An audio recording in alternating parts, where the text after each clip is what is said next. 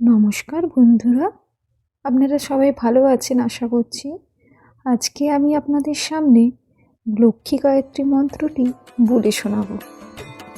দেবী লক্ষ্মী মানে হিন্দুদের সৌভাগ্য। লক্ষ্মী শব্দটি সংস্কৃত শব্দ লক্ষ্য থেকে এসেছে, যার অর্থ লক্ষ্য।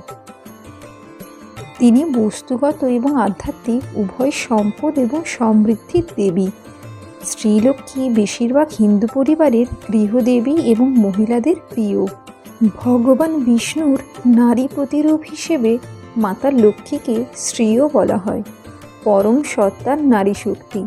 তিনি সমৃদ্ধি, সম্পদ, বিশুদ্ধতা, উদারতা এবং সৌন্দর্য, করুণা এবং কমনীয়তার মূর্ত প্রতীক।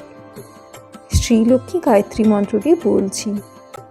ওম শ্রী মহালক্ষ্মায় চ বিদ্মহে বিষ্ণুপত্ন্যায় চ ধীমহি তন্নো লক্ষ্মী প্রচোদয়াৎ।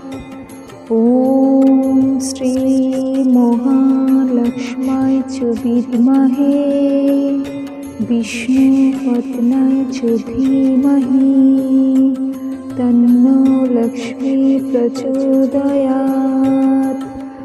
ওম শ্রী মহালক্ষ্মায় চ বিদ্মহে বিষ্ণুপত্ন্যায় চ ধীমহি তন্নো লক্ষ্মী প্রচোদয়াৎ।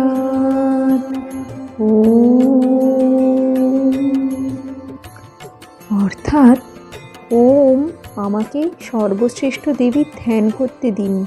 ওহে ভগবান বিষ্ণুর স্ত্রী, আমাকে উচ্চতর বুদ্ধি দিন এবং দেবী লক্ষ্মী আমার মনকে আলোকিত করুন।